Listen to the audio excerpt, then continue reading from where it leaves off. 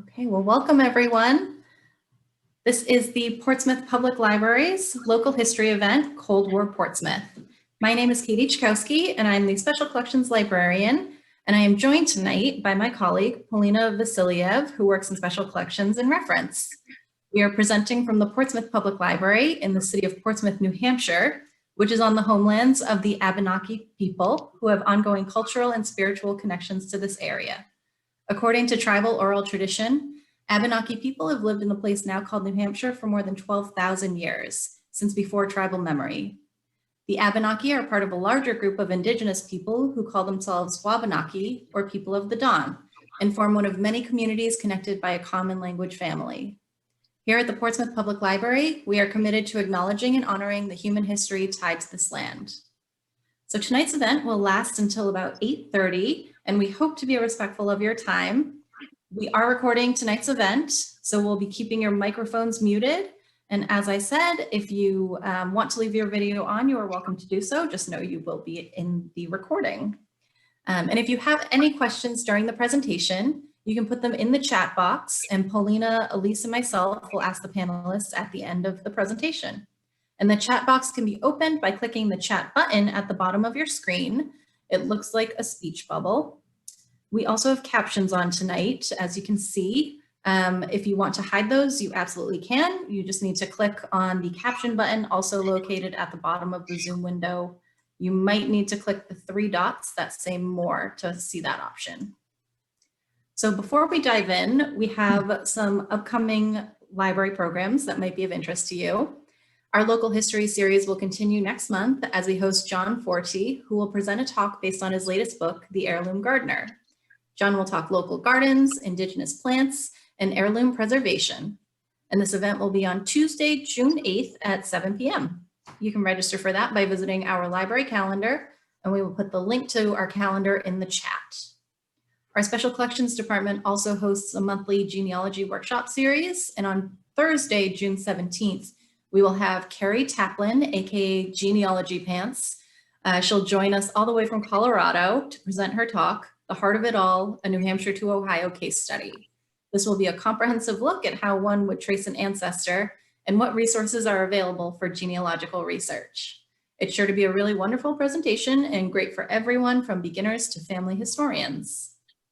We also have tons of other great programs all happening on Zoom right now.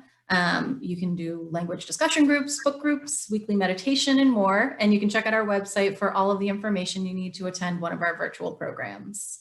And we love hearing from you about what you'd like to see at the library. So we'll share an online event feedback form in the chat. And if you fill it out, you'll not only help the library, but you'll also be entered to win a Portsmouth Public Library tote bag. And the bag does have to be picked up in person at the library. So the contest is only open to people who can travel to Portsmouth. We are very excited to have you all here for tonight's program. So we, along with our co-host Elise, have been working really hard to get this event together, and we're so thankful to her and to our panelists for agreeing to be here this evening and for sharing their personal stories and memories. And now I'm going to turn it over to Elise to introduce herself and explain the community development project that kicked all of this off. All right. Thank you, Katie. Hi, I'm Elise Annunziata, and I'm the Community Development Coordinator for the City of Portsmouth. I'm pleased to welcome all of you to this event co-sponsored with the library. Also today, we're joined by several local panelists who will more fully introduce themselves later in the program after the video and talk about their experience in Portsmouth during the Cold War period. So we have Elizabeth Pettiford, Dick Adams, Sharon Jones-Jenkins, and we are expecting and hoping that Sherm Pridham will be joining us shortly. So thank you all for being part of tonight's program. I also want to recognize a few partners that we have in attendance that I saw. I see Nadine Miller from the New Hampshire Division of Historical Resources, State Historic Preservation Office. And Nadine co-managed the development of this video and the historic research project with the city's Community Development Office. Teresa Hill and Reagan Rudig from the Preservation Company, which was the city's professional consultant on this historic documentation of Portsmouth in the 1950s project. So thank you two also for joining us this evening. And I'm sorry if I haven't seen everybody else come through here, but I'm glad you all could make it. So I thought maybe now just give you some background on the project. As some of you on this call may know, in the mid-2000s, the city embarked on a mission to find a new location for its senior activity center. Working over several years, like at least 5 to 7 years, and somebody may correct me later if it was even longer, but city staff coordinated with the U.S. Army Reserve and the New Hampshire State Historic Preservation Office to successfully transfer the former federal property, the Paul A. Doble Army Reserve Training Center, located at 125 Cottage Street, to the city for the city's adaptive reuse as a new senior activity center. In 2020, with community development block grant funds for design and engineering and soft costs, and the combination of other funds totaling over $3.5 million for construction, the new senior activity center renovations were completed. It's a great building, and if you haven't gone over to see it yet, I do encourage you to go check that out. As part of that federal property transfer, due to the historical significance of that building, which was built during the Cold War period, the city of Portsmouth and the New Hampshire State Historic Preservation Office entered into an agreement which included the city hiring a professional historian consultant to undertake and develop an historical and photo reference book about Portsmouth's social and cultural life during the Cold War, the 1950s time period, and present a public symposium about the research. The resulting research document is a 68-page long document that captures historical photos and recollections of what we did for work, where we lived, where we shopped and ate, and what we did for recreation and other social and cultural aspects of Portsmouth during the Cold War period. So as a complement to the historical research and photo documentation, this evening's free and open to the public symposium is intended to highlight the research and findings of the written document. As we noted, the event has been co-sponsored with the Portsmouth Public Library and the Community Development Department, which managed and funded the historic documentation effort in close collaboration with the New Hampshire State Historic Preservation Office. And we do thank Nadine Miller and New Hampshire SHPO for their close work together to make this, this whole project be realized. The city also wants to acknowledge and thank the Portsmouth Athenaeum for providing many of the photos collected for the research book and the video, which we'll be watching in a few minutes. So at this moment, I think, and we can come back to this, I want to let everybody know where to find resources after this presentation. I'm going to, I think this will work. If I put the link to the video, you can find it on the city's website at community development, on the community development pages. And I'm putting that in the chat, which you all can see there. So that's where the video will be after we're done. It's a 16-minute video. I want to add that the recording will be, I put on the library's recorded event page, and then I'll let the library give you that link. If you want to see the full 68-page research document, there are copies located at the Portsmouth Public Library and the Portsmouth Athenaeum for public viewing. So that's the background of the project. And if you have questions after we watch the video about any of the process things, we can talk about that. But hopefully you'll enjoy the evening with our panelists and your own recollections. So thank you, and I'm back to Katie. Hey, I'm going to give you just a very, very brief overview of the Cold War. So the Cold War was a 45-year standoff between the United States and the Soviet Union, along with their respective allies. In the years following World War II, the US and the USSR began building and testing atomic weapons, and the threat of nuclear annihilation was never far from anyone's mind. Thus began a nuclear stalemate that would last until the 1990s. So why are we focused on the 1950s? Well, arguably, it was the 50s that experienced the strongest impact of the standoff. America had just survived World War II, and now they had to watch an arms race escalate on their TV sets. Bomb shelters were built, and school kids had attack drills. Films turned atomically mutated creatures into horrifying monsters, while the public vilified Hollywood actors accused of being communists. And the space race began. It was in 1957 that Sputnik was launched by the Russians, and the US followed suit 1 year later with Explorer 1 and President Eisenhower signing a public order that created NASA. So with all of this happening on the global stage, what was happening in our own backyard? And where can we see the influence of these world affairs on Portsmouth and its citizens? So we're going to play that 16-minute video Elise was talking about that Preservation Company created for us, and we hope you enjoy it. Is that working now? Cold War Portsmouth, Yes. snapshot of life in the 1950s. Much attention is given to Portsmouth's 18th and 19th century history, but Portsmouth saw immense changes during the mid-20th century during the Cold War, a 40-year period of international tension and threat of nuclear war. The 1950s were a time of rapid change and growth as the Seacoast region was transformed by military expansion. Portsmouth saw the construction of Pease Air Force Base and the transition of the Portsmouth Naval Shipyard to the production of nuclear-powered submarines. Between 1950 and 1960, Portsmouth's population increased by over 8,000 people to reach 26,900, more than the current population of about 22,000. The need for housing skyrocketed, the presence of automobiles increased, and popular culture was transformed. This quick overview highlights some of the major themes and developments in Portsmouth and the surrounding region in the 1950s Cold War era. Just as in World War II, when 32 submarines were launched in a single year, the Portsmouth area played a key role in national defense during the Cold War. The U.S. government was by far the largest single employer in the region, employing upwards of 15,000 people at both the shipyard and Air Force Base by the end of the 1950s. The Portsmouth Naval Shipyard was the largest single industry north of Boston at the end of World War II, supporting tens of thousands of people in the surrounding area.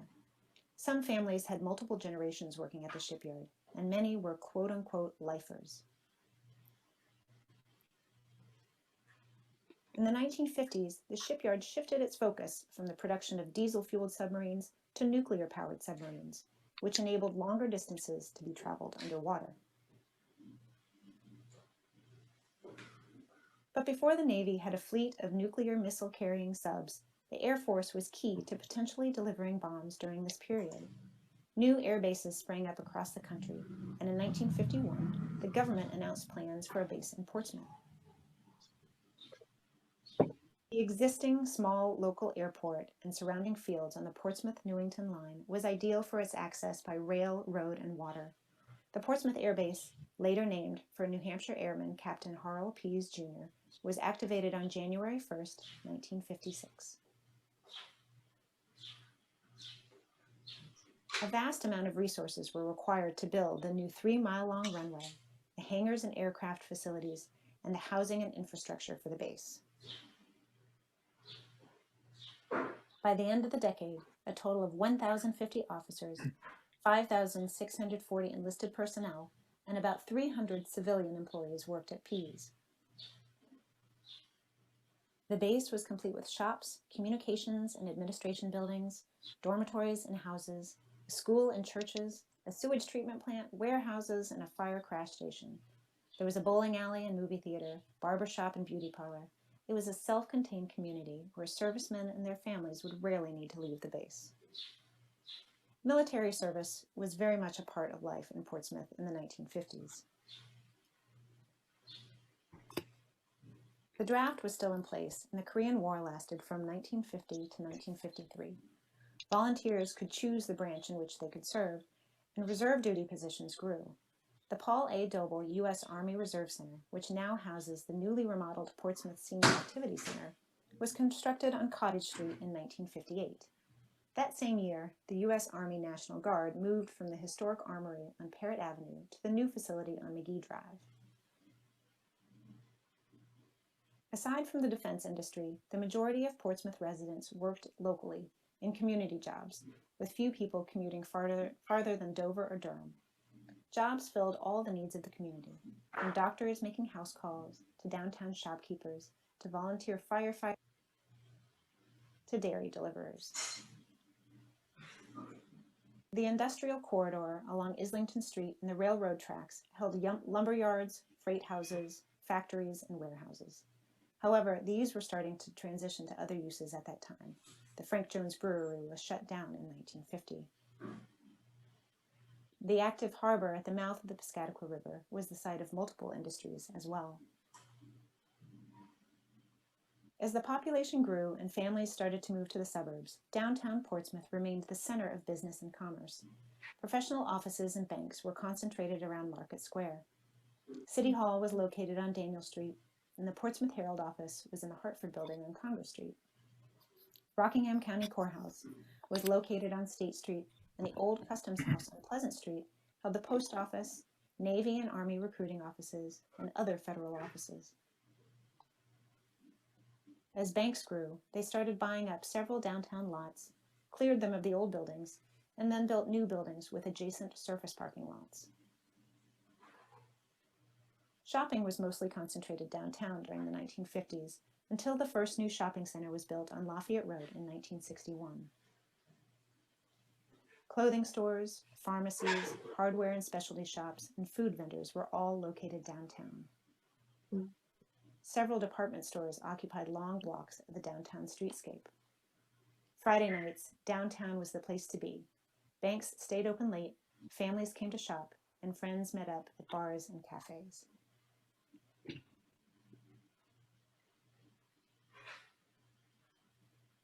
Portsmouth's residential neighborhoods had remained relatively unchanged for decades. The oldest neighborhoods were just to the north and south of downtown and contained a large portion of rental properties for working-class families. The North End, South End, and Puddle Dock neighborhoods had an ethnically diverse mix of mostly European immigrants, though Italians tended to settle in the North End. The largest and newest houses at the time were west of the city, along Middle Street and Middle Road, where wealthier families tended to live. The coming of Pease Air Force Base, however, brought a new wave of diverse families from all over the country. The increase in population, along with the rise of automobiles, created a huge demand for new housing. Suburban subdivisions popped up on the outskirts of the city, where land was available and major roads still provided access to Pease and the downtown. The largest new neighborhood, Elwyn Park, was laid out in a series of subdivisions between 1946 and 1960 for a total of 368 house lots laid out on streets named after U.S. presidents. Generally, only the wealthier families could afford these new houses with their attached garages. Neighborhoods were traditionally defined by their elementary schools. In 1950, Portsmouth had 8 elementary schools and 10 by 1960. They were spread out throughout the city as children very often walked to and from school.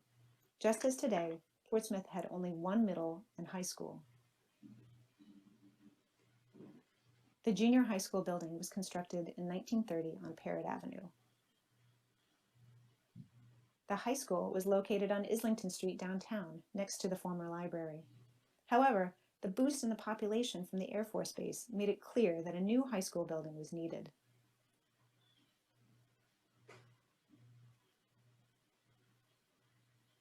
The new high school was completed in 1956 at a cost of $3 million, and an addition was built only 5 years later. The number of students in the high school went from 700 in 1953 to over 1,500 in 1961. Portsmouth has always offered a wide variety of dining options, but going out to a restaurant was not as common then as it is today. Most of the restaurants and cafes were located downtown until roadside businesses grew by the end of the 1950s. Restaurants ranged from luncheonette and drugstore soda fountains to seafood restaurants and even Chinese fare. Upscale dining was offered at the Rockingham Hotel, which specialized in lobster and steak dinners. Sports were a popular recreation, of course, particularly basketball. Residents and kids played in local parks and playgrounds, and in 1954, the city remodeled the former Army-Navy building on Daniel Street into a community center, complete with a new indoor gymnasium. The riverfront offered local opportunities for fishing and boating. The Pierce Island Pool, which had originally had water fed from the Piscataqua River, had a new bathhouse built in 1955. Nearby beaches in Newcastle, Rye, and Hampton were popular in the summer, while the city maintained several neighborhood ice skating rinks in winter.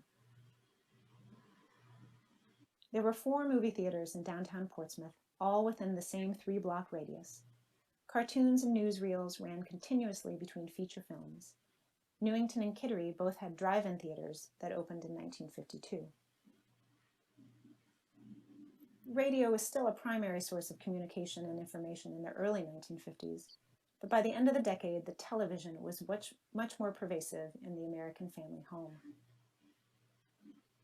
There were only 3 Boston TV channels to choose from, and programming ran from 5:30 a.m. to around midnight when stations signed off. The automobile transformed life in Portsmouth during the 1950s. After World War II, new car production skyrocketed, and by 1950, more than half American households owned a car. A decade later, the number was nearly 3/4. Moving to the suburbs often meant the need for a second family car. Cars provided freedom and mobility, a release from only venturing out as far as one could walk or being subject to train or bus schedules. New interstate highways were constructed, and the Portsmouth traffic circle was completed in 1950. Not everyone owned a car, however, and bus services still ran regularly through the town and in the region. The Boston and Maine Railroad Station was located on Deer Street, right where Maplewood Avenue now crosses the tracks. The last passenger train between Portsmouth and Portland ran in 1952, and service to Boston ended in 1965. Parking has been an issue in downtown Portsmouth since cars first arrived. It became increasingly important as more people moved out of town but drove back there for business. In 1954, the Penn Hollow Street block was cleared of all buildings for surface parking. And the following year, the city built the Vaughan or Worth lot, the Hanover Street lot, now the parking garage, and the Court Street Fire Station lot. Along with an increase in cars came new roadside businesses and restaurants, mostly along Route 1 and the bypass. Motels and motor inns proliferated, and larger restaurants with ample parking became popular hangouts, such as Yokin's and the Dinnerhorn restaurant.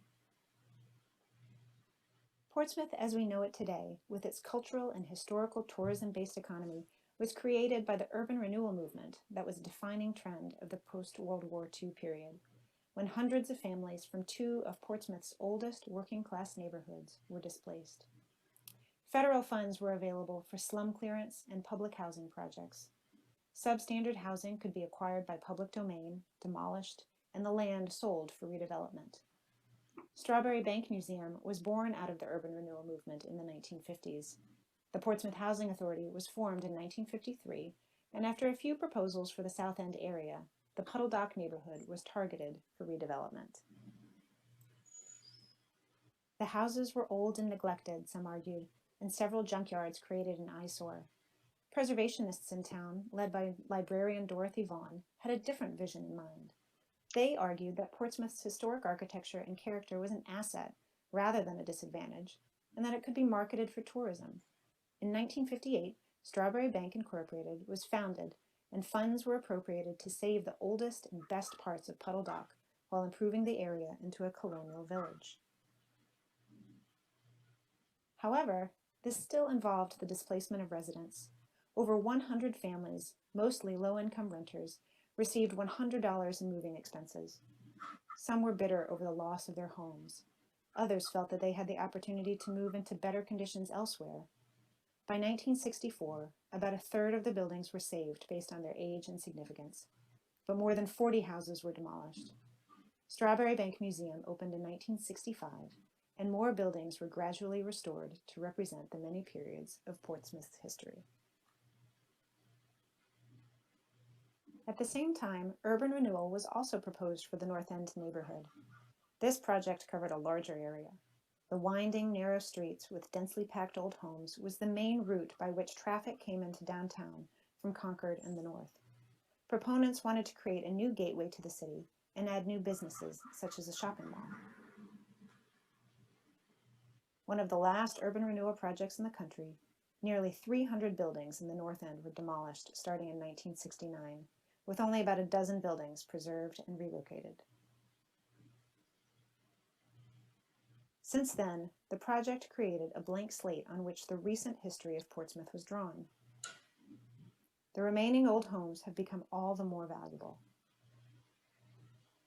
Interest in historic preservation increased, and the local art scene flourished. Portsmouth has become known for its historic character, specialty shops, and restaurants.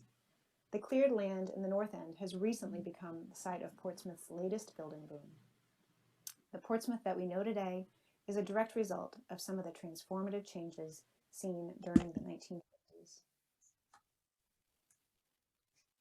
We hope that you've enjoyed this presentation, and we'd like to thank the following sources for their assistance in researching this project.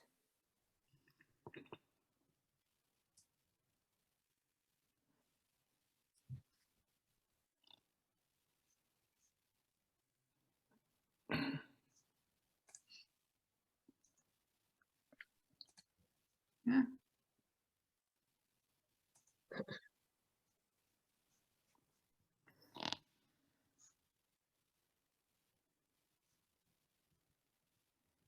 Thank you everyone for watching.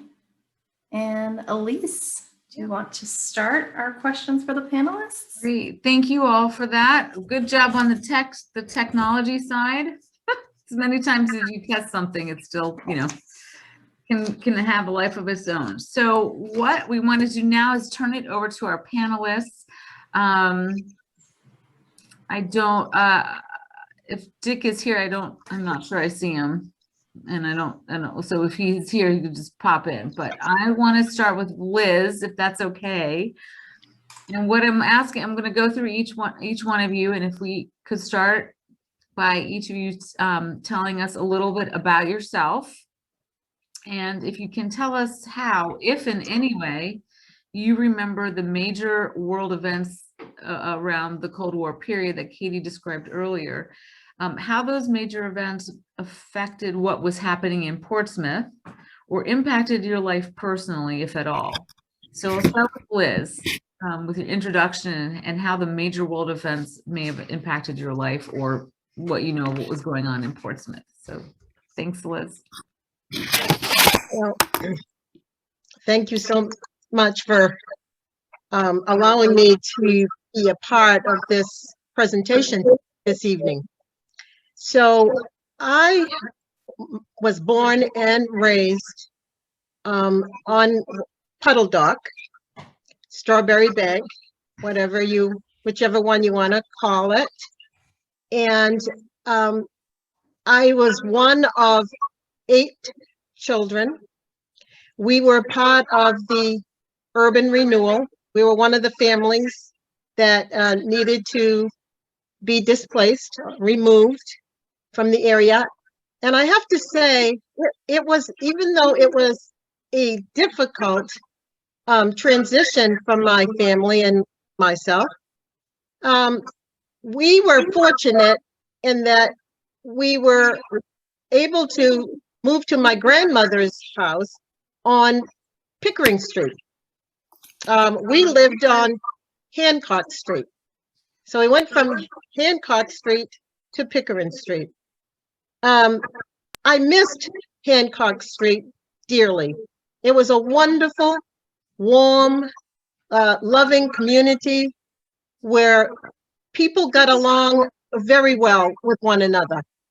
It was the kind of community that if you needed sugar and you didn't have it in your house, you could actually go to someone's house and borrow a cup of sugar.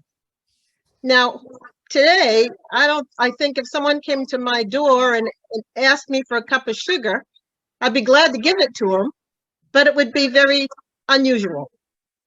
There was a feeling of camaraderie and sharing and caring on Pickering, on Hancock Street.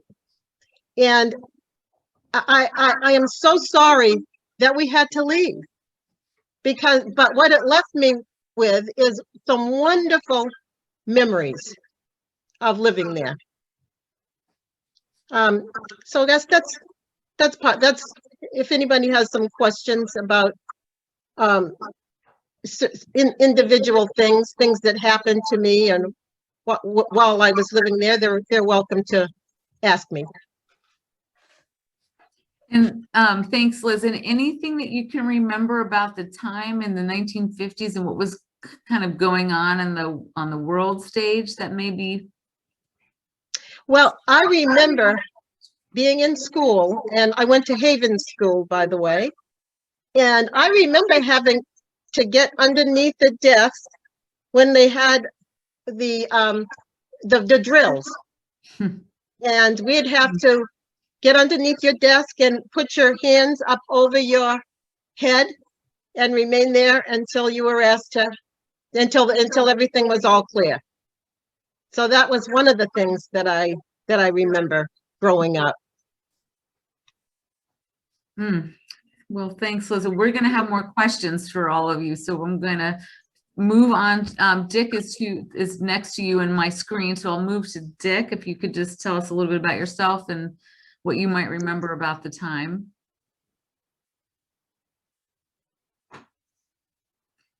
Sorry, Dick, you're muted. I sent you a thing to ask you to unmute. Hopefully it popped up.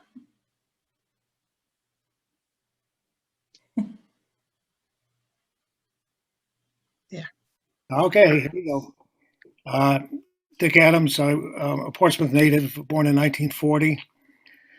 First few years of my life during World War II, we lived on Aldridge Road, and then we moved to Richards Avenue. My feelings about the Cold War, I think mainly I remember the same thing that was pointed out by Liz, that we would get under our desks, and what good would that do? Of course, even us kids wondered. But I recall at the Lafayette School they installed an air raid warning on the roof, and it appears to me it's the same one that's still there now, 60 plus years later. Well, thanks, Dick. Did you want to add something else now, or wait till the rest of we move on to our questions? Well, I'll add again. It seemed to me that Portsmouth was a much more egalitarian community than it is now. That is to say, I think the wealth was of course uneven. There were poor people and there were some somewhat wealthy people, but in general, I think there was more a feeling that we were all pretty much in the same boat. I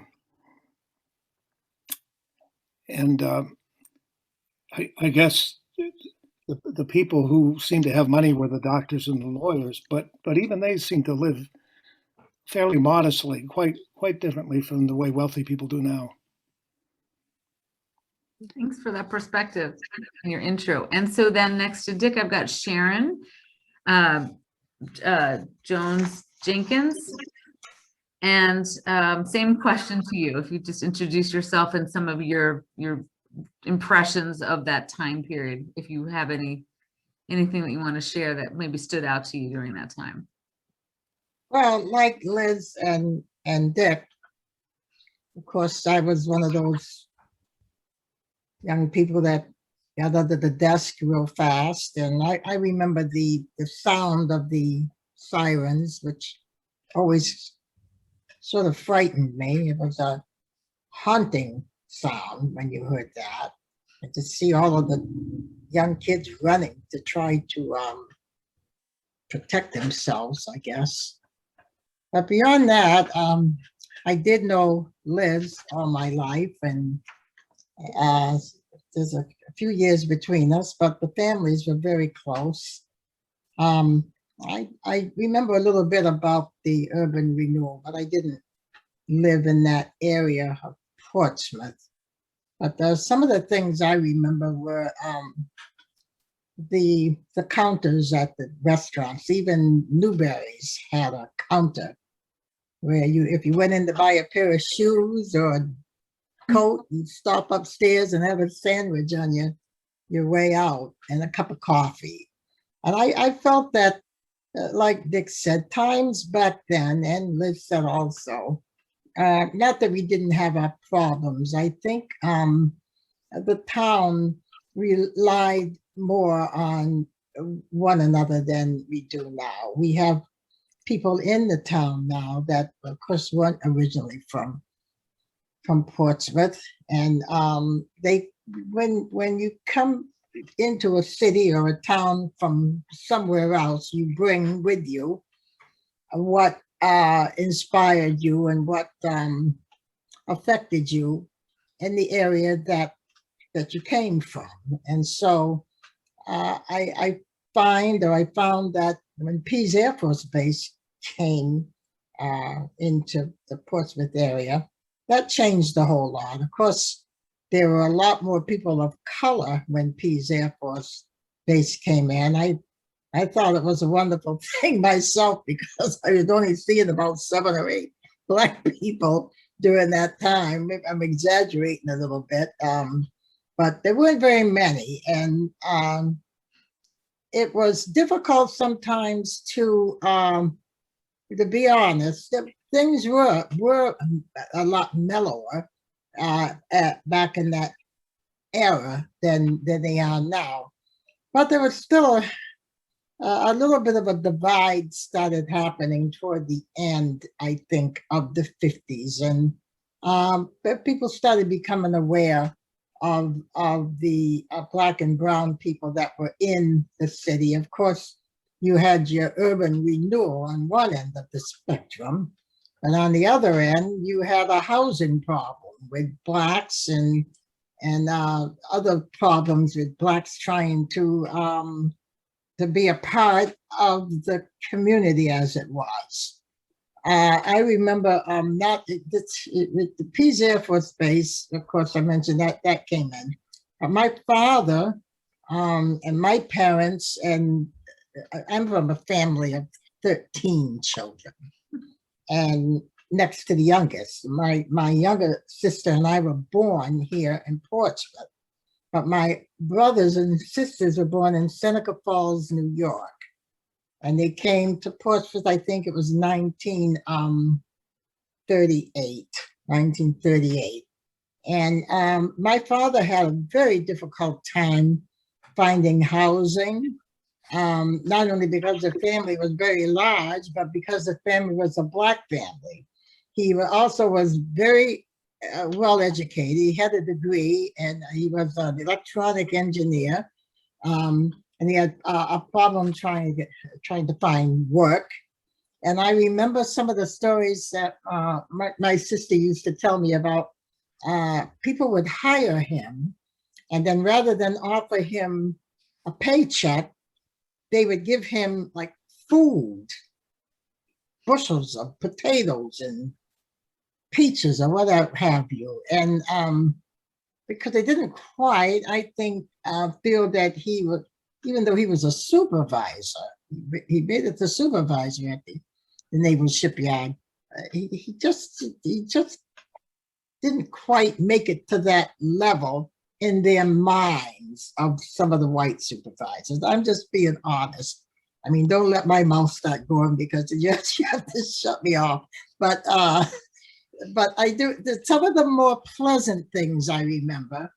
And I remember it, and when I hear it today, it just soothes my mind. It calms me down.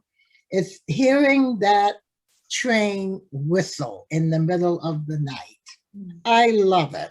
I remember it back in the 50s. My sister Marjorie married a gentleman that lived in Newburyport, Massachusetts. And she used to send for my younger sister and I on the weekend.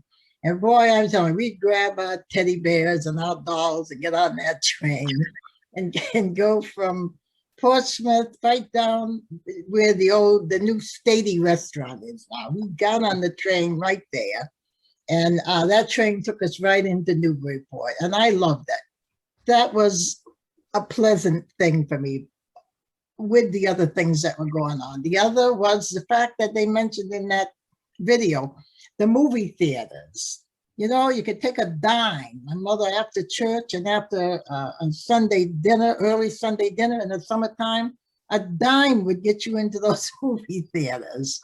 You know, and we'd sit there and watch the movie for 10 cents and then walk out, and sometimes we get on a bus and go back home. Portsmouth was they're saying now that they're trying to make a bedroom town out of it, but I think it was then, and that's what made it so wonderful to be a part of. We stayed out at night and didn't have to worry about.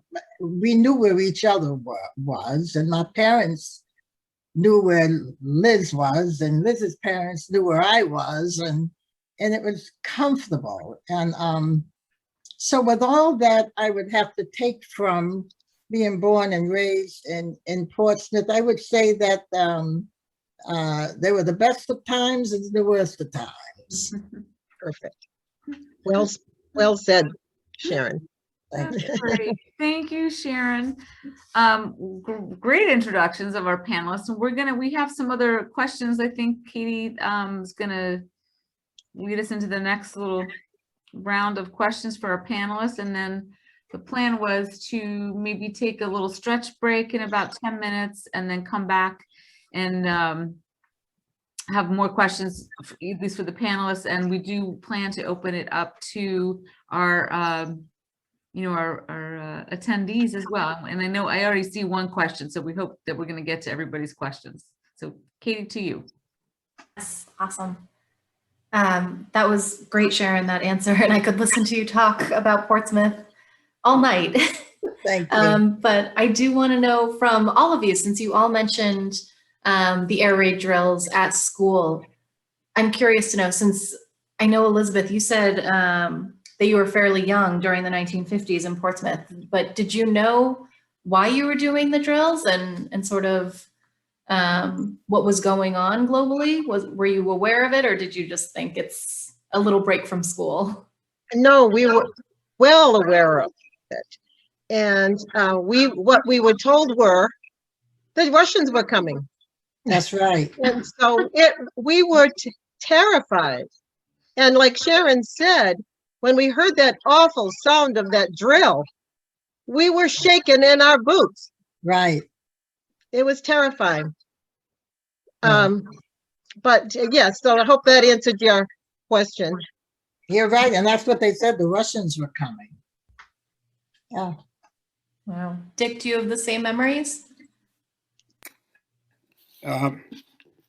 Yeah, to some extent, although with historical awareness now, I realized that the issue was far overblown in the interest of, and here I'm going to sound like a political, but the military-industrial complex started to develop right after World War II, and peace is a direct result of that. This is a fact that's not commonly known, but the New Hampshire's leading senator was a guy named Stiles Bridges. He was head of Yeah. he was head of the Senate Appropriations Committee and controlled a huge amount of money that was spent. And I know this for a fact that he said, I want an Air Force base built in New Hampshire. I don't care where it is or what it does. I just want it built. And that's how peace came about. And peace was really totally unnecessary because the northern tier of the country was ringed with SAC bases already. Up in Maine, there was Loring Air Force Base, and there was Westover in Springfield, and Plattsburgh in New York, so on and so forth. So I think it's interesting to think of what the area would be like had peace not been built. And it's anyone's guess, but it would have been very different, certainly. Excellent, thank you. And I'm also want to know, this question's a little more general for all of you, but were there moments or memories in the video that really stood out to you? I know, Sharon, you already mentioned the movie theater, but was there anything else that really struck you about the video tonight?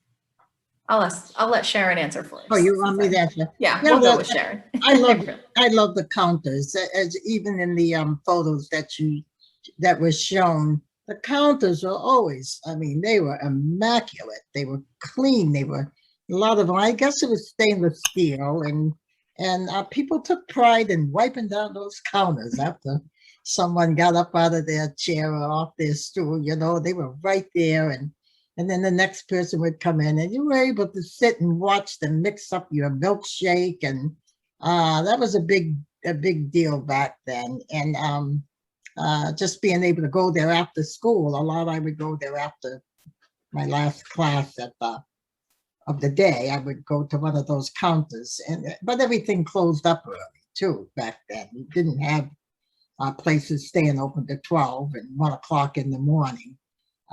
So it was just exciting. The counters stood out.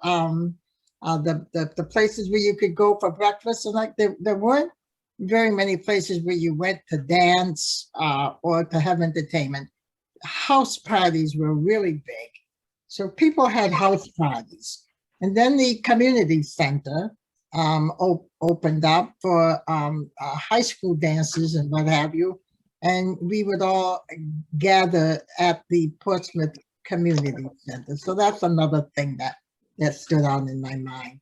All of the activities that were available for teenagers back then, it kept us kind of out of trouble, and that we don't have now for the most part. I remember speaking of dances, I remember the block parties Yes. that they used to have over at the Acres. Yeah. And that was always fun. That was fun. You know, there were simple times. Exactly, yeah. Elizabeth, what are the Acres? The Wentworth Acres. Sorry, Excuse what me? was that? I'm sorry. Was the question? Oh, you said the Acres, but I don't know what that is. Oh, I'm sorry. So now it's called the Spinnaker Point. That was called the Acres. Wentworth Acres. Wentworth Acres. Right. Great, thank you. Dick? Yeah, continuing what has been discussed about the lunch counters and so on, I think the downtown of Portsmouth is radically different from what it was when those of us who are panelists were growing up here. I looked at the city directory for 1950, for example, and found on Congress Street there were 6 jewelers. There were 8 shoe stores, 2 shoe shine parlors, 15 grocery stores. They would have been small, of course. And here's a really interesting number, 20 lawyers. We now probably have 400 lawyers in a town that's even smaller than it was then. So Congress Street was certainly a very different place then than it is now. Traffic was two-way, and it was very crowded because that's where people did their shopping. One of my favorite places to go to eat was Jarvis's restaurant. Yeah. It was right on the main street, right on Congress Street. And when my brother and I were really young, my mother would take us there for breakfast, and breakfast would be a donut and some orange juice. And if we were lucky, we could duck our donut in my mother's coffee. There was also a wonderful little restaurant that I liked, and that was also on Congress Street, and it was called Moulton's. And I loved going there after school for a hamburger and a soda. Those were not my two favorite restaurants. And I agree with Sharon. The restaurant at Newberry's, JJ Newberry's, was wonderful. Yeah. I love sitting at that counter as well with my mother or my friends. So those are some Those are- memories, nice memories. I love hearing of your memories. I wasn't here in the 50s in Portsmouth, but I can almost feel like I can imagine what it was like walking down those streets and sitting at those counters and wiping off the counter. So you're painting such a great picture of the culture and the food and what you did for fun. I was curious, the video mentioned something about, European immigrants settling in the North End and the South End.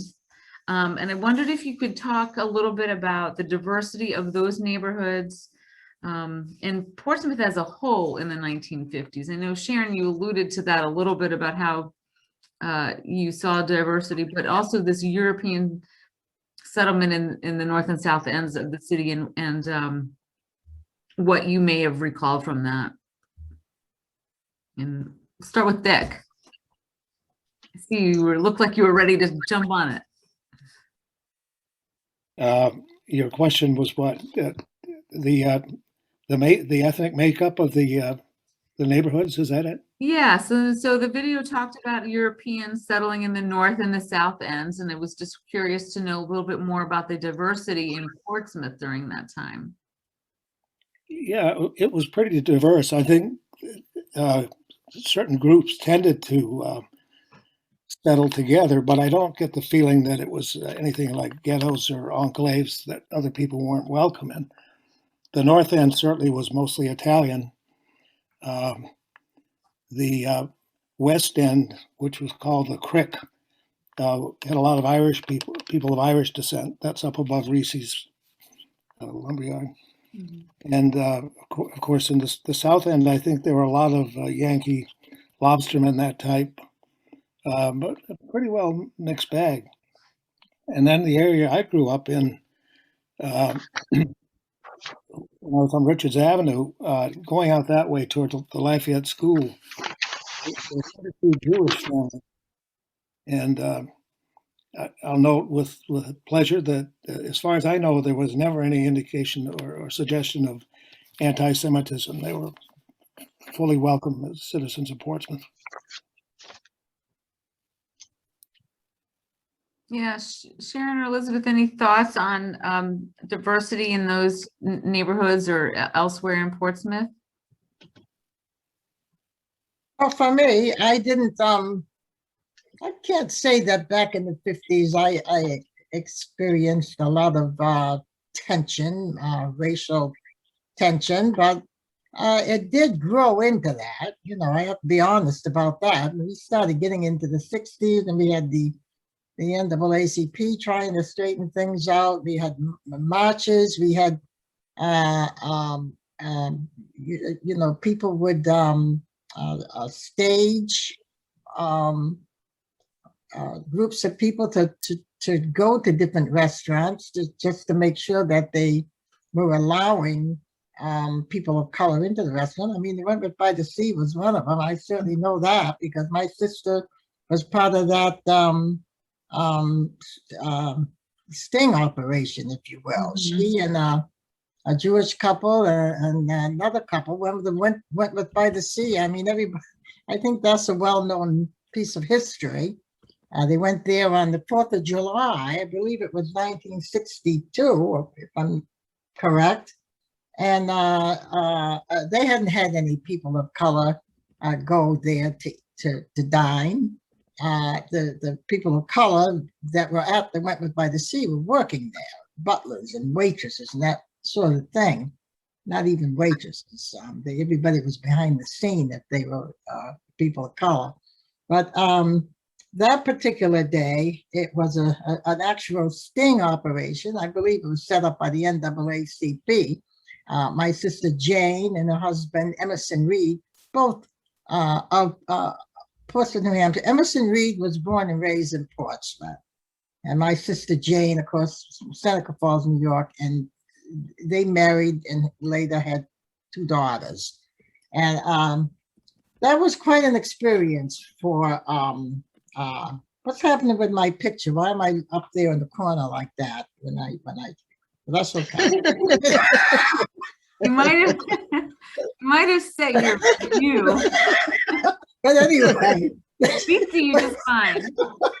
you know, so Yeah, that was a devastating day, if you will, for my family. I mean, it's one thing to know that there is racism and prejudice and it's subtle, but you know it's there. But it's another thing entirely to knock on somebody's door and be told you can't come in here because you're not the right color. That kind of nails you to the wall. And I think that's what happened. So all I'm saying is, I think the 50s were an incubation period. We were all in this little cocoon of young people that loved each other and accepted each other for who we were. And God only knows it was the right way to do things. And if it had stayed that way, we'd all be in better shape now. But it didn't. It went in other places. And that's probably has its good points too, because we got a lot of things straightened out. I'll end my sentence there. Oh, Sharon, I love that. It was the 50s was an incubation period for us to go from there to where we are now. And I love that. So Liz, do you want to add thoughts on that question? Well, there were times when I felt the prejudice in my life, and so did my siblings. And the N-word was said, but fortunately, not that often.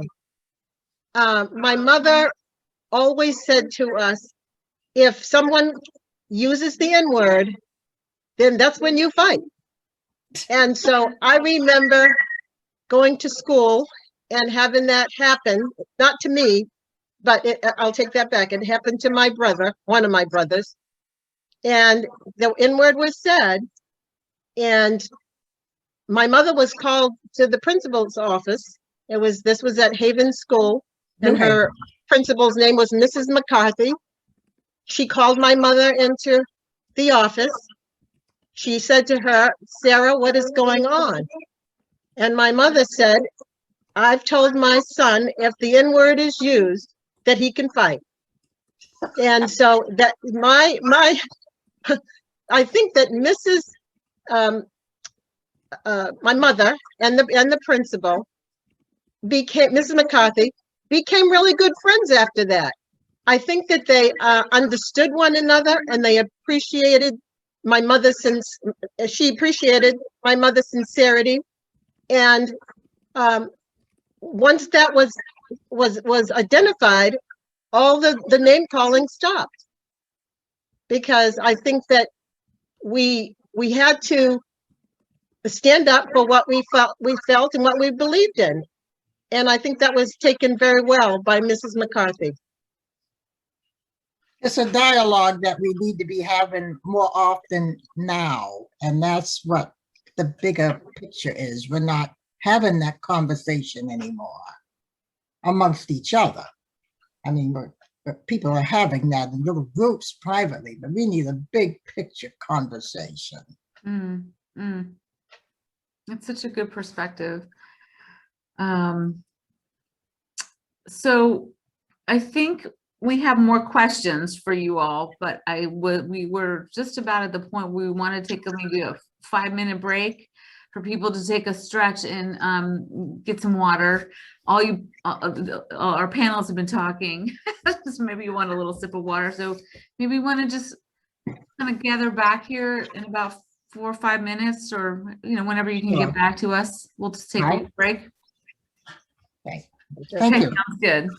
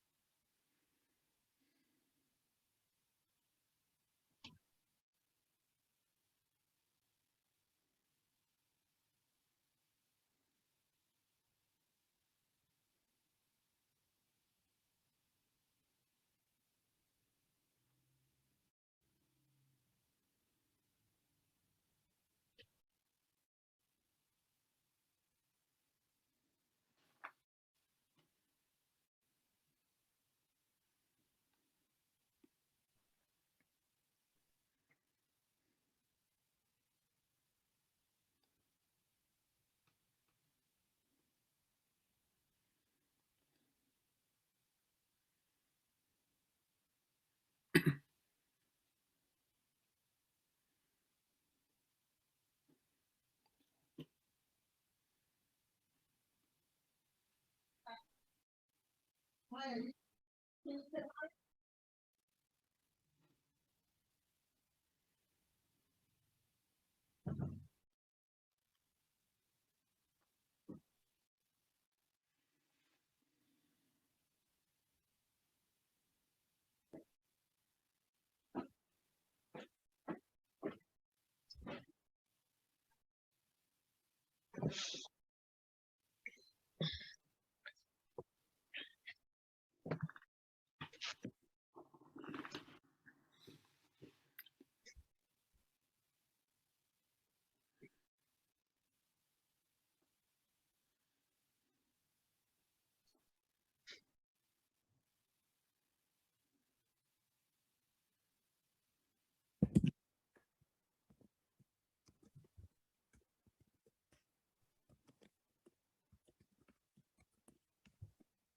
think we've still got 1 minute for people to get back.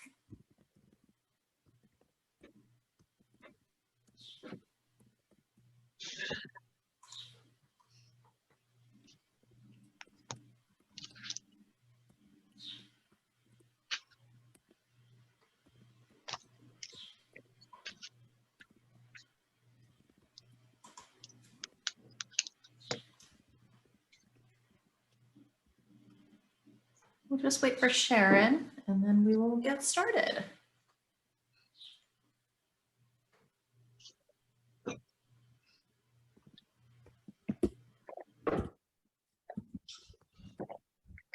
Okay, I'm back.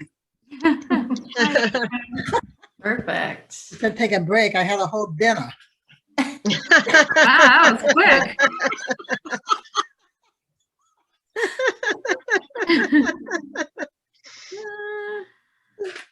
Okay, well, let's dive right back into some questions. So I'm curious, well, you've already answered this partially, but I want to know more just because I would love to hear all of the stories you all have. But can you tell us a little bit more about what life was like for you during the 50s in Portsmouth? And I know you talked about restaurants, but what else were you doing, or were you working, or what were you doing for fun? Let's start with Elizabeth. Well, I enjoyed going to the dances at Pease Air Force Base on Saturday nights. And it seemed like there was a dance there almost every Saturday night.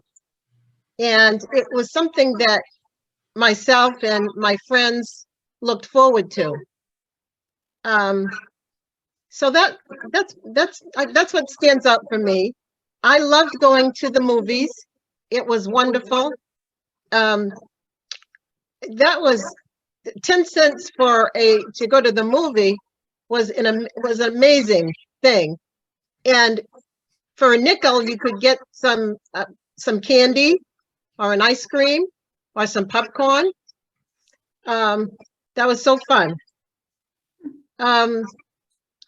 There were a few restaurants which I talked about that I enjoyed going to.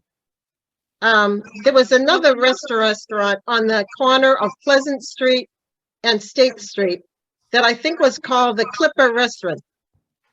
And it was a little diner. I believe it was called somebody correct me if I'm wrong, but I think that was the name of it. Well, I think it was it the Victory Restaurant? The Victory? Yeah, Okay. it's on All right. Pleasant. Thank you, Sharon. That you're probably right. Shopping downtown was fun. Sharon mentioned Newberry's, but my favorite store was Kimball's. That was a clothing store. Yeah. That was really fun. And then there was another clothing store that was called Eva's, and that was on Congress Street.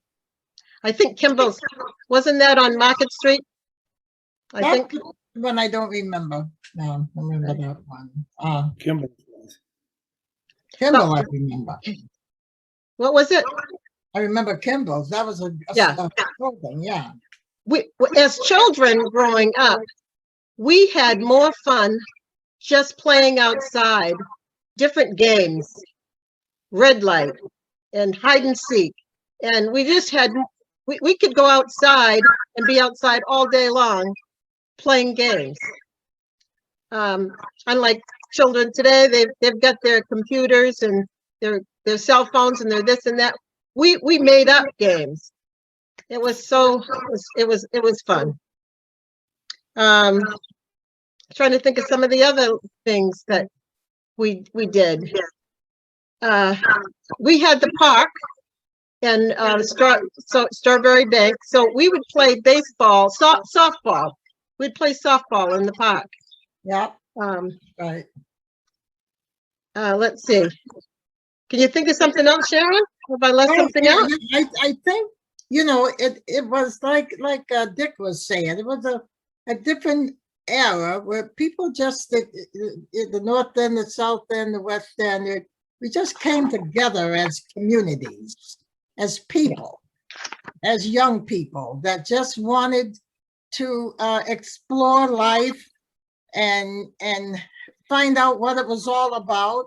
And I think we just came together to help each other in doing those things. You know, like going fishing, the things that we did back then that brought a calmness of mind and a peace of mind that I sometimes find myself even looking for today. It's very difficult. I don't know about you, but it's difficult for me to find a sense of being sometimes, that calm that comes over you. For like back then, I could just walk down near the water and pick some berries and just, sometimes I'd fall asleep down there and my mother would come look at, it didn't seem that we had to worry about predators and your mother didn't worry about you being out of her sight. I don't know what that was all about, but I got an idea. I think a lot of it had to do with the fact that, and don't shut me down now for saying this, I think a lot of it had to do with the fact that we all belonged to a church.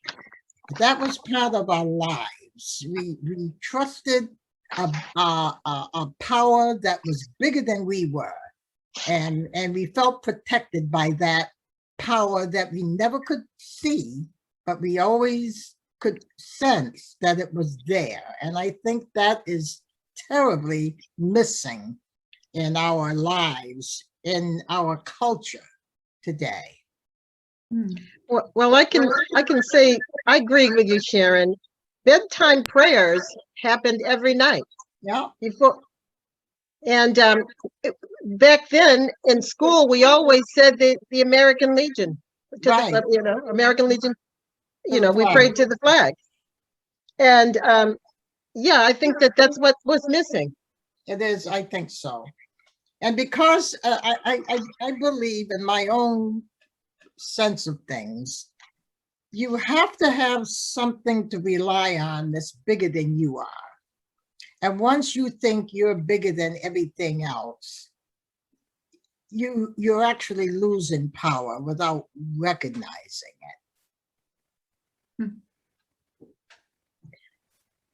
That's just my philosophy for the evening. You can count me out now if you want. No, Sharon, I love it. You know, when you got home from school, your mother was always there. Yeah. Yeah. And that was so comforting, I think. You felt secure. And knowing that when you got home, your mother was there. It was the kind of a life where at dinner time, everyone sat together at the table and ate. And Yes. it was just a wonderful, wonderful, comforting feeling. It was comforting. There- And yes. And then when dinner was over, I can remember, you want to talk about some of the things that were part of the family. The tablecloth always came off the table. The dishes went out into the kitchen. And my father sat down with a pen and a ruler because it was homework time. Whether you wanted it to be or not. So we spent 2 hours after dinner at that same dining room table where we ate dinner doing homework. And he helped all of the children get through the tough pieces of homework because he knew his stuff. So I've never been good at mathematics, and he was. But he helped me. He would sit there at that dining room table until I got it, and he was very pleasant about it. Now I'm gonna go way back. As a young girl, I remember a horse-driven wagon that delivered ice cubes to our house. And I remember the milkman who would bring in the milk and put it in front of the door at 5 o'clock in the morning. My mother'd get up at 6 and she'd drink the cream off of it before us kids got up. That was her treat. It was the time where the drink of choice was Kool-Aid. Yeah, yeah, Because we didn't always have a nickel or a dime to go out and buy a soda. right, right. I mean, I don't know if you remember Carl's Meat Market. Dick, do you remember Carl's Meat Market? I don't remember Carl's Meat Market. I remember Dan's Supermarket was You sure you don't mean Paul's? Paul's, I think. Oh, Paul's. yes, thank you. Carl's Meat Market. Yeah, That was on Daniel Street. Yes, that's right. Thank you. I don't So it was remember. just a simple thing. I mean, if you didn't have money, you could charge your groceries Right, and pay it later. That That's was the right. kind of a family style. It was a feeling that you just couldn't imagine doing that today. right, right. Yeah, those were definitely unusual, wonderful times.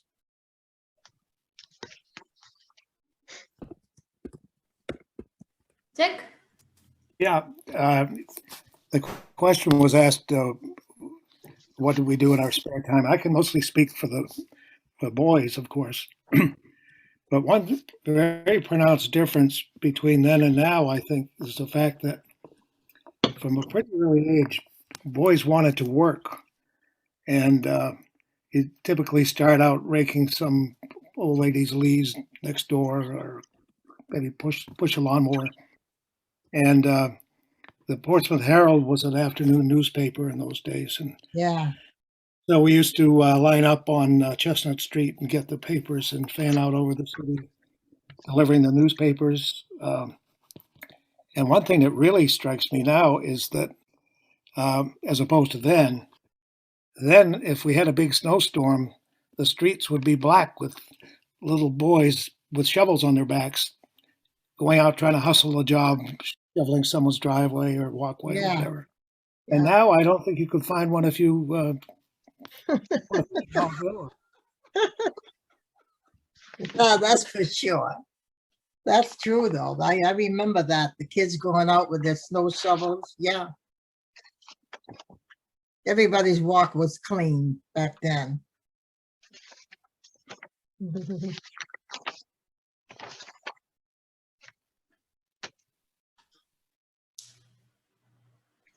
So, do you want to do our last? Oh, did you have something more to add, Dick? Yeah, I'd like to make one Yeah. probably final point. It seems to be now to be received wisdom that Portsmouth in the 40s, 50s, 60s was this grubby, tough, nasty, unpleasant place with mostly full of drunks and prostitutes and that kind of thing. That may be overstating it, but I've heard that view expressed in various ways over and over again. And I take strong exception to that. And I think those of us who grew up here would feel that way.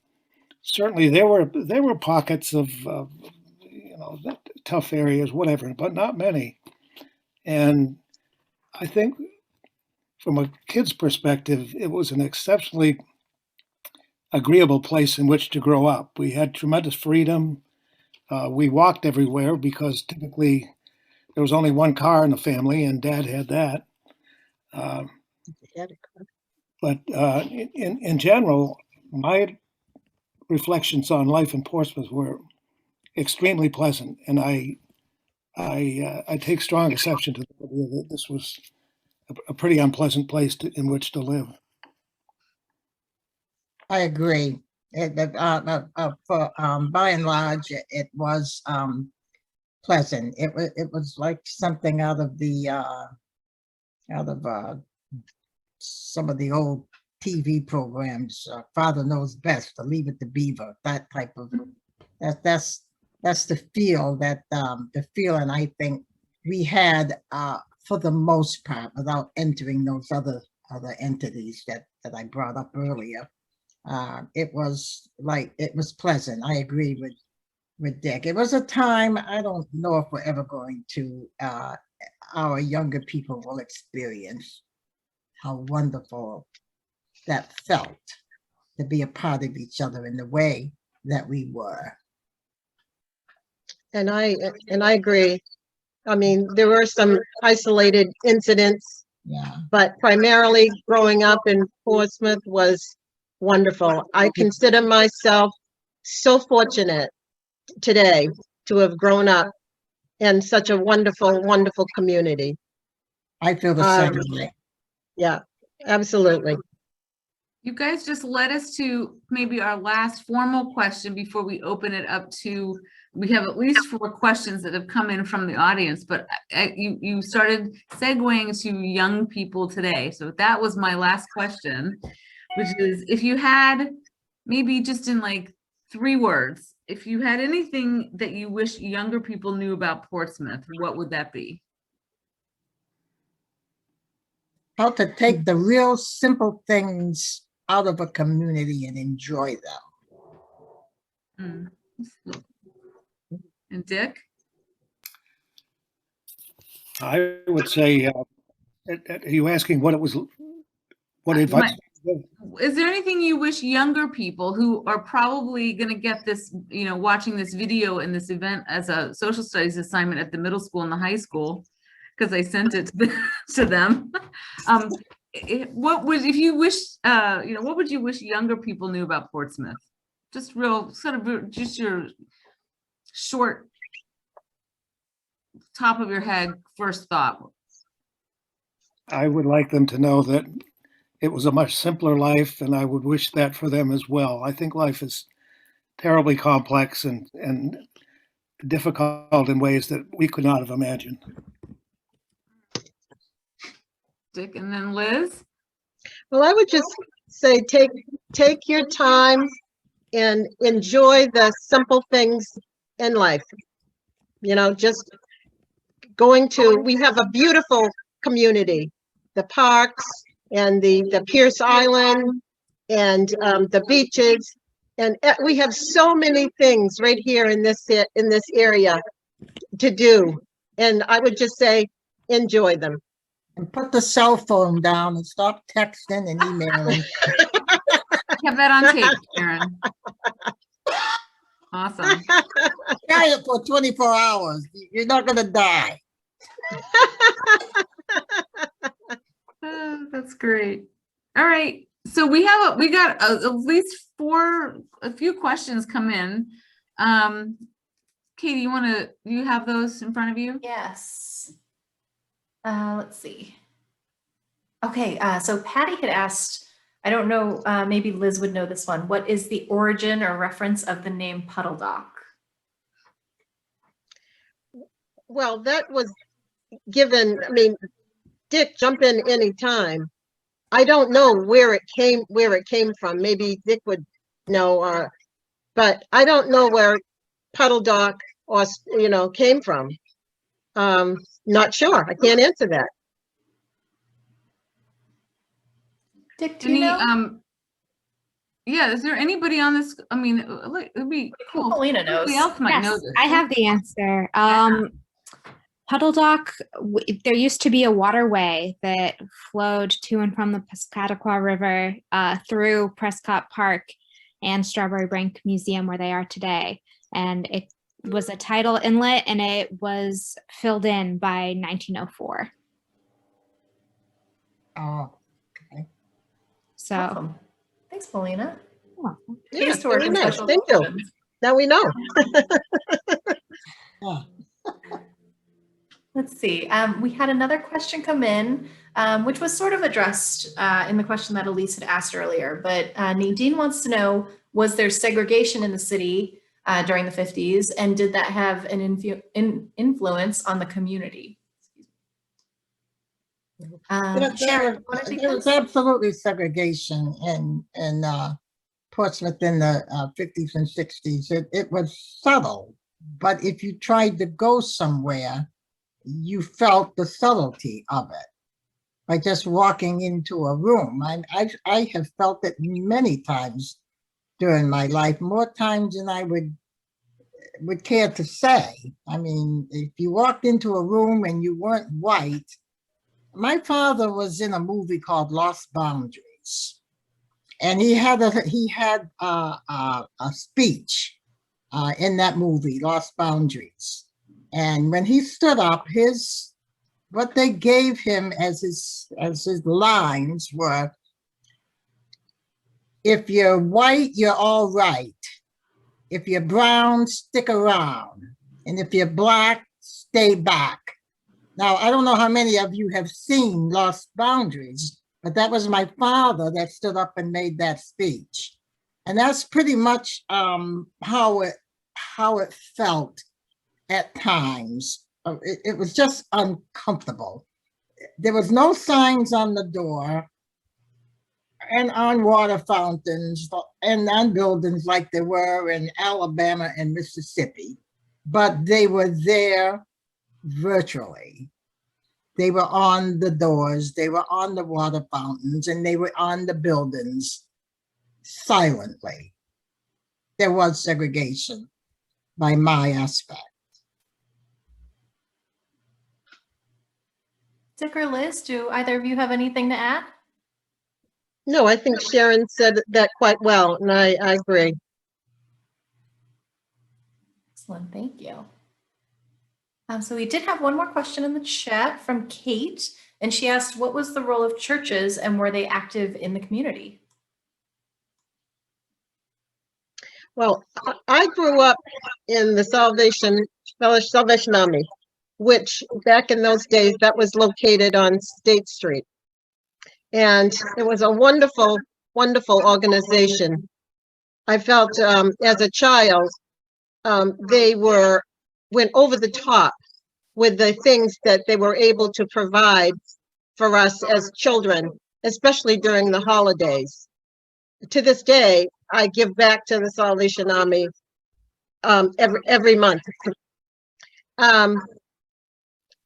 So I think, I hope that answered it. I don't know. I think most churches in Portsmouth were, for the most part, outreach churches. The Salvation Army, I grew up as a member of St. John's Episcopal Church, and they were always an outreach church. I know that the Baptist church over on Beverly Hill Road was, and my brother Harry was Catholic, and he went to St. Catherine's Church, and so when I reached a certain age, I kind of made my rounds. I wanted to see what they were all like, so I visited all of those churches and stayed for a while just to, to find out what they were doing and how I felt while I was there, and I thought that every one of those churches had something that they gave back to the community.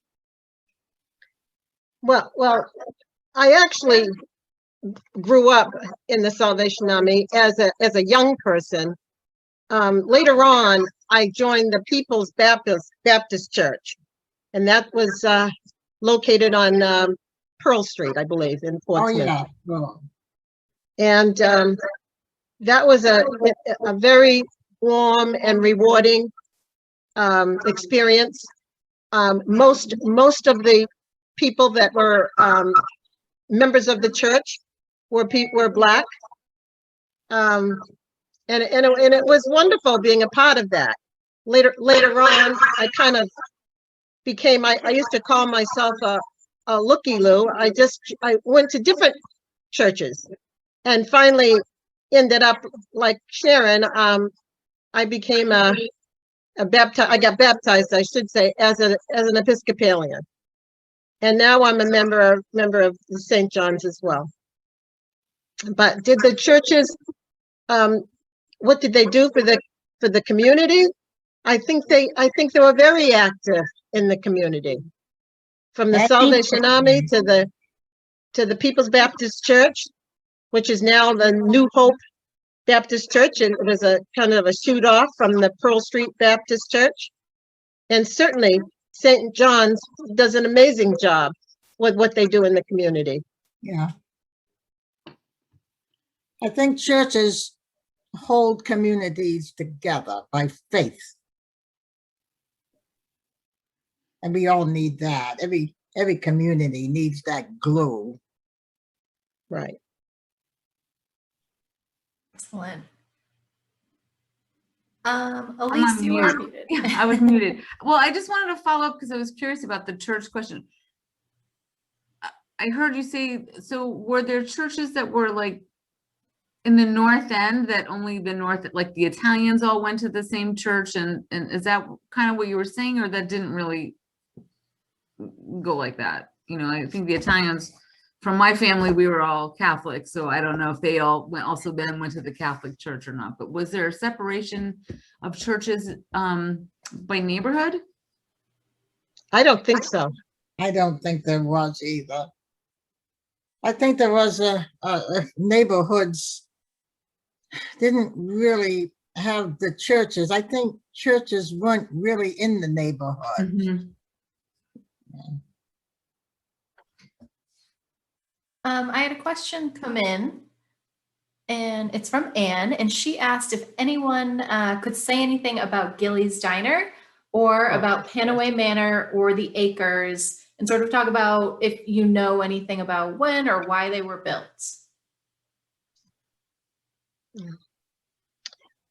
Well, Gillies, I have been around for probably, I mean, I think he might have started in the 50s, because I'm not sure, but I know that he was definitely around in the 60s.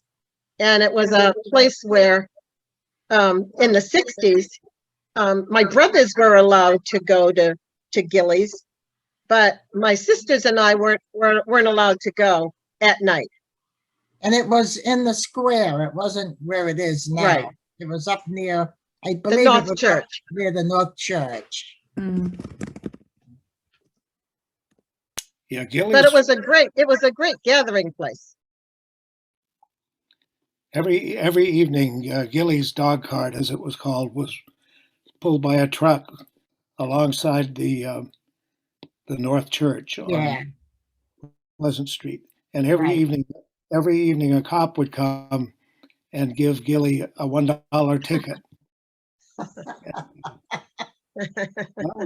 Kind of typical of the way much ran in Portsmouth in those days. There were a lot of winking and nodding.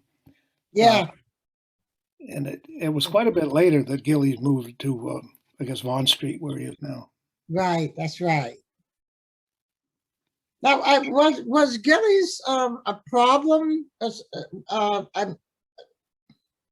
far as behavior of people? Is that why you couldn't go there, Liz? Well, I think that the reason that we weren't allowed to go is because you never knew when a fight was going to break out at Gillies. Yeah. It was just, and it wasn't that no one had any guns or firearms or anything like that. It was just somebody would get mad at somebody and they'd just start fighting.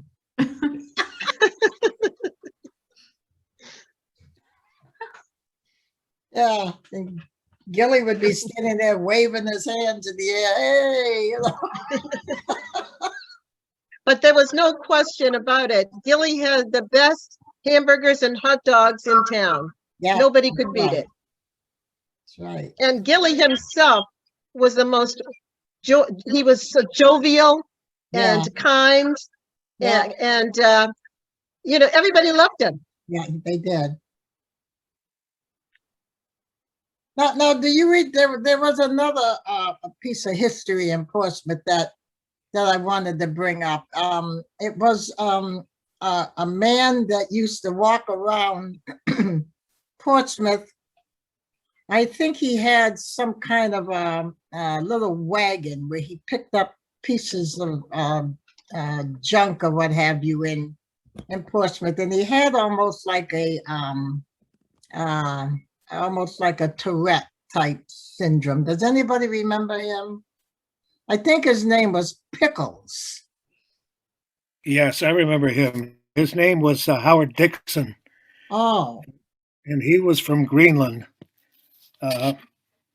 Yeah, he was mentally handicapped, but he loved Portsmouth sports, and he followed the teams faithfully, particularly basketball. But whenever there was a parade in Portsmouth, and we used to have good ones, oh yeah, which we don't anymore. But Pickles would always be near the head of the parade on his bicycle. right. That's right. That's right. It was a bicycle. Yeah, harmless guy, but everybody loved him.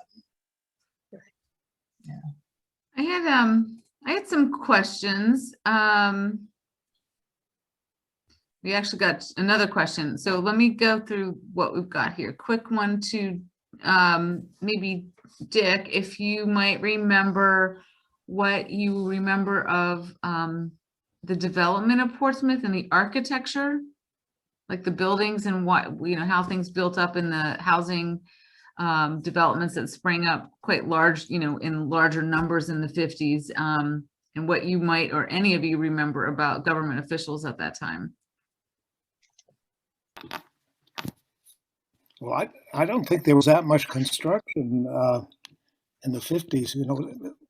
That's really a question for today with those awful boxes that are being installed all over the North End in particular.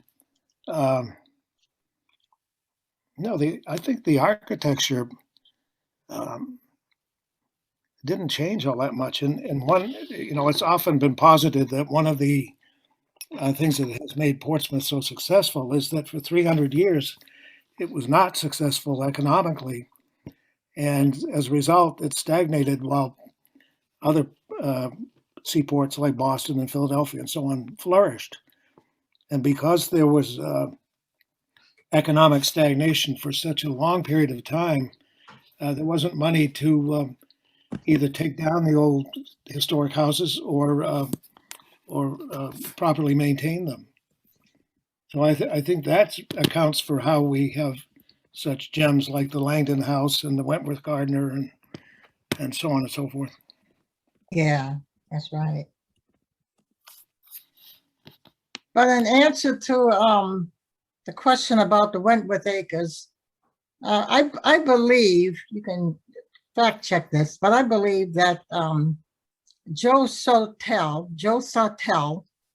and Mayor Foley had a lot to do with the Wentworth Acres. It was housing. It wasn't very expensive, but it was something that everyone could afford. And it was a community. I lived there for a while. My family and I lived there for a while. Maybe we end up in that big house there, but that was a wonderful community, the Wentworth Acres. That's where we would get out there in the street and play soccer and kick the can. And, we'd be out there until late at night. And the whole community was a very tight, close community. When Pease Air Force Base came to Portsmouth or Newington, a lot of them moved into the Wentworth Acres and then ended up buying their own homes from that point on. So that Wentworth Acres was a community, and it was a housing community which was affordable. And it was built in anticipation of World War II, I think mainly in 1940. And the same applies to Panaway Manor. Someone asked about that. That dates from 1940 as well. And it was to provide housing for the burgeoning number of shipyard workers at the Navy Yard. Mm-hmm. We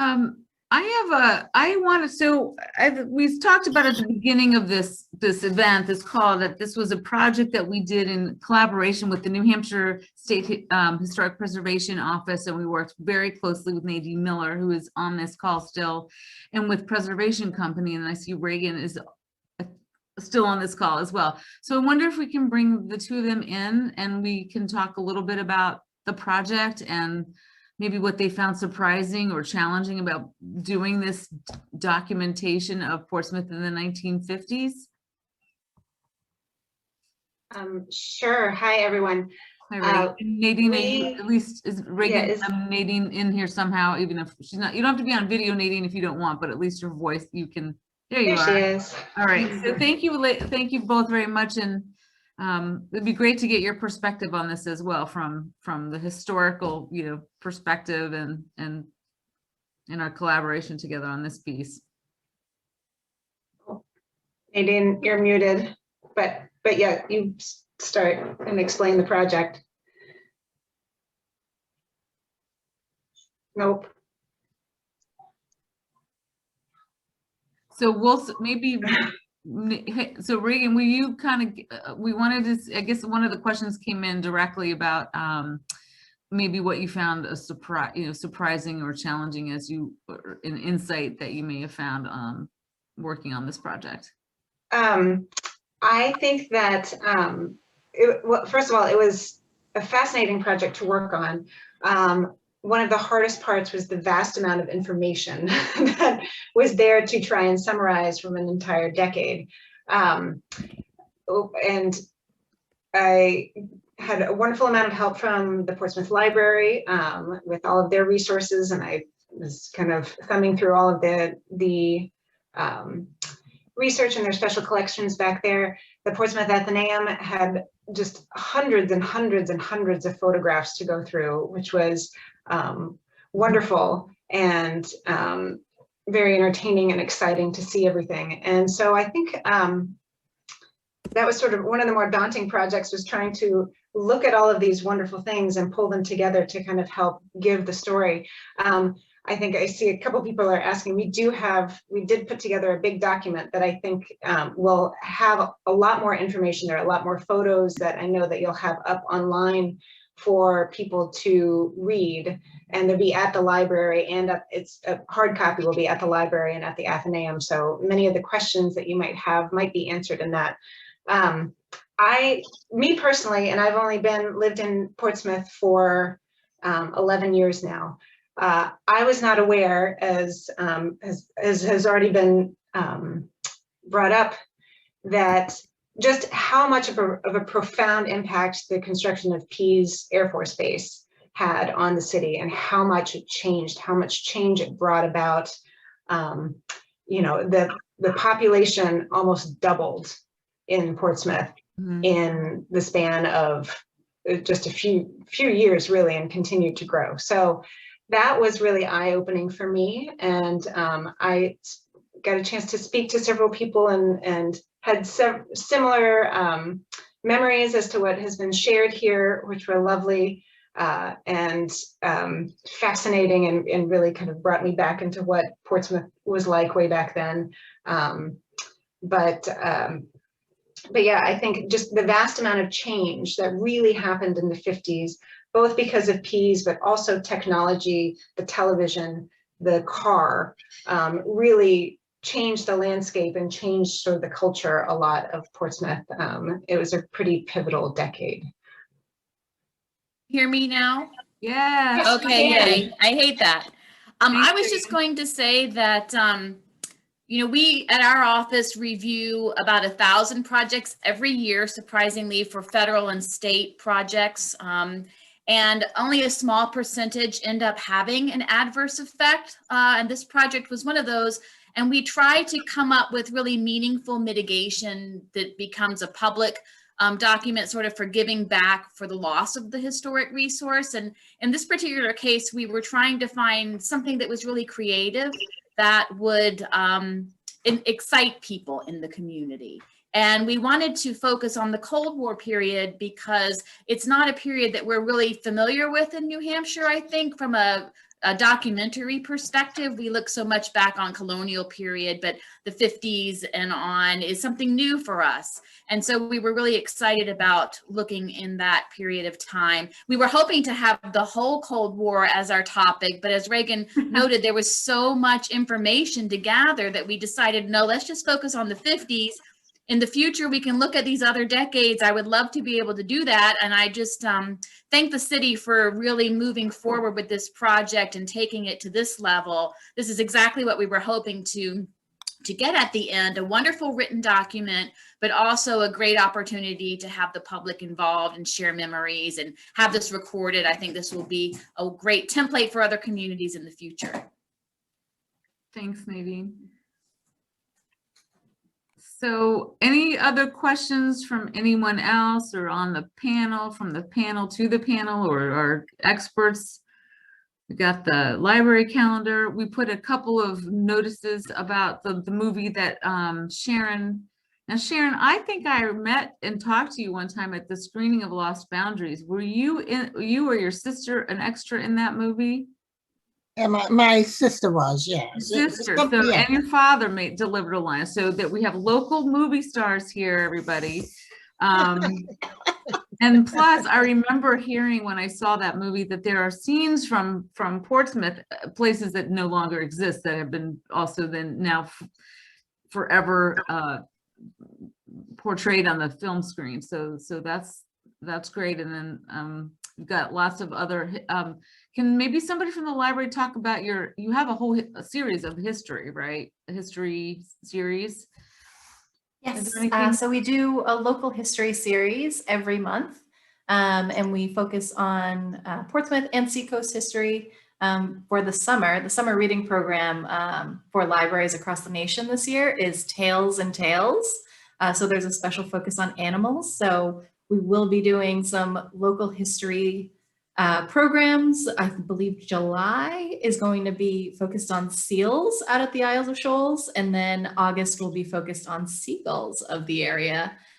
So they should be really fun programs, and I encourage you to all attend those. They will be virtual as well, so you can see those online.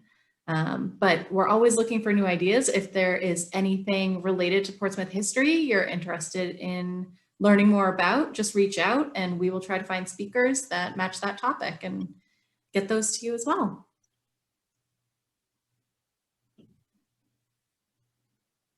And I did put in the chat links to a bunch of our library, like our library calendar, our digital exhibits website, which has more photos of the South End, as well as photos from the North End's urban renewal project.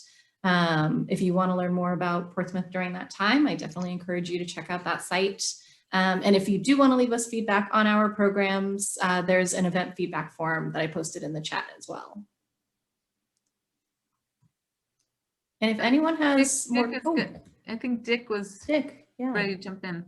I would just like to applaud the people who put that film together. I think it was an extraordinary achievement, particularly since you're presumably not Portsmouth natives, and you seem to have captured the feel, the flavor of change that took place. And I would certainly second what was observed about the profound effect that peas had on the city. Had that not been built, as I said, courtesy of Stiles Bridges, who, by the way, was a ardent McCarthy supporter, Joe McCarthy. Had that not been built, it's hard to imagine how different Portsmouth would be now.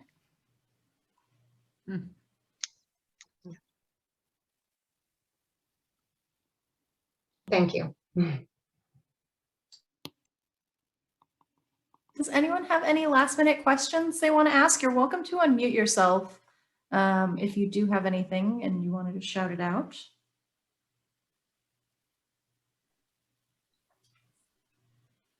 Okay, well, thank you so much to our panelists tonight, to Liz, Dick, and Sharon for joining us.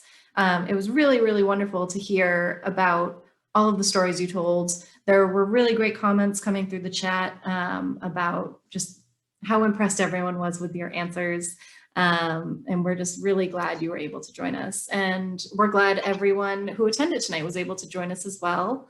And a special thank you to Elise for working on this project and taking it on, and for reaching out to us to put this whole program together. It's been really wonderful working with you, Elise. So appreciated working with you all too. And again, my thanks to Preservation Company and to New Hampshire SHPO and Nadine Miller for all the collaboration. It's been fun. I hope it inspires maybe some future decades of study. Thank you for having me. Thank you all. Thank you. Thank you. I hope you all have a great night. You as well. Good night. As well. Thank you. Bye-bye. Bye, everyone. Thank you. Bye.